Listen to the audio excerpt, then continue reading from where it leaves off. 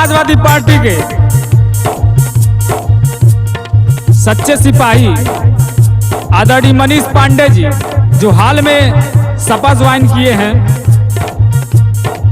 कन्हैया पांडे जी के छोटे भाई परम आदरणीय मनीष पांडे जी का हम सभी चुल्लू पारवासी अभिनंदन करते हैं, वंदन करते हैं, जो सैकड़ों ब्राह्मण समाज को लेकर समाजवादी पार्टी ज्वाइन किए हैं। इस भाव में मैं गायक कुशलाल यादव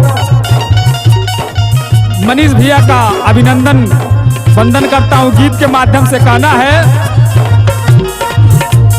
सपा का दामन थामे है अरे आपका बंधन है, सपा का दामन थामे है अरे आपका बंधन है।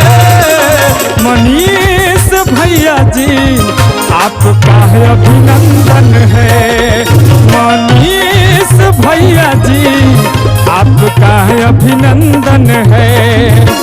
सपा का दामन थामे है अरे आपका बंधन है, सपा का दामन थामे है आपका बंधन है।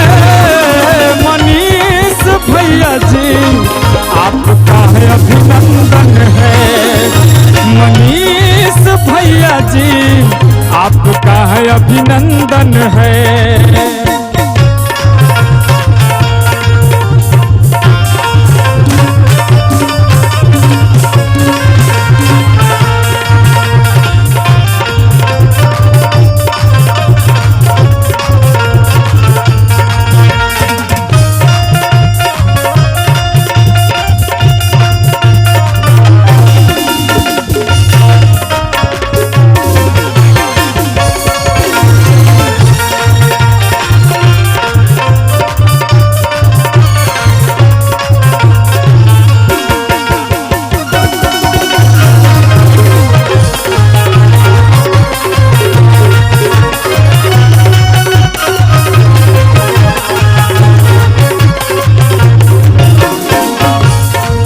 माननीय राष्ट्रीय अध्यक्ष जी के अखिलेश यादव जी, उनके विचारों पे चल के आज हमें पूरे उत्तर प्रदेश को बचाना है।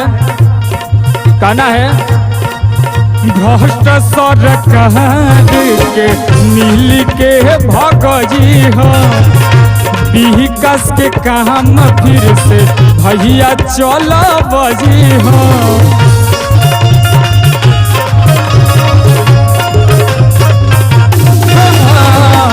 भ्रष्ट सरकार के मिल के भगजी हो, विकास के काम फिर से भैया चल बजी हो। लाल टोपी लगा के माथे पर चंदन है, लाल टोपी लगा के माथे पर चंदन है। मनीष भैया जी आपका है अभिनंदन है, मनीष पांडे जी आपका है अभिनंदन है।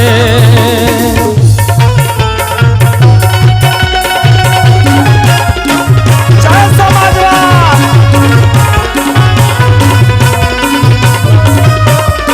क्या बात है।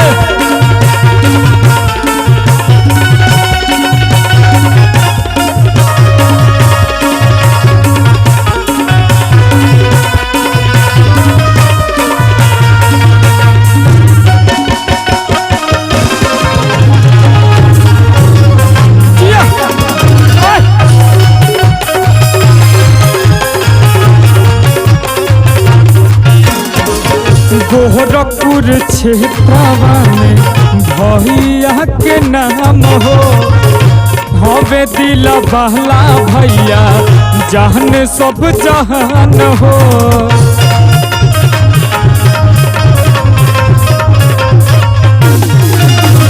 कहना है भैया मनीष पांडे जी को आज गोरखपुर में सभी लोग जानते पहचानते हैं। आदरणीय कन्हैया पांडे जी के छोटे भाई मनीष पांडे को कोटि कोटि प्रणाम है। कहना है गोरखपुर क्षेत्रवा में भैया के नाम हो हवे दिल वाला भैया जाने सब जहान हो।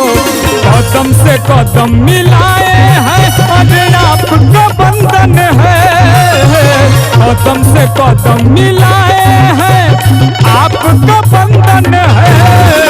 मनीष पांडे जी आपका है अभिनंदन है, मनीष पांडे जी आपका है अभिनंदन है।